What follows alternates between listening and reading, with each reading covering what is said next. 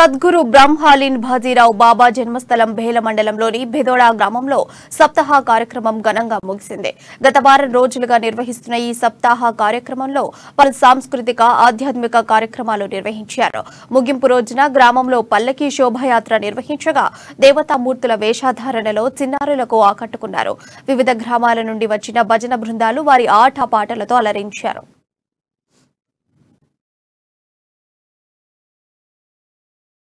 यांची जन्मभूमी पुण्यभूमी बेदोडा इथे दिनांक 10/1/1994 मध्ये भव्य ज्ञानेश्वरी पारायण सप्ताह चालू होता।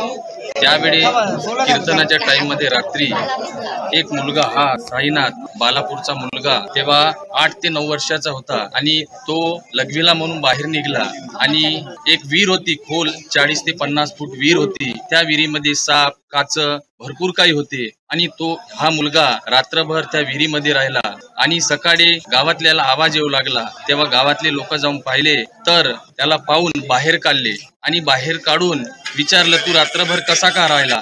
तर तो बाजीराव महाराज तो सांगितला की एक म्हातारा मला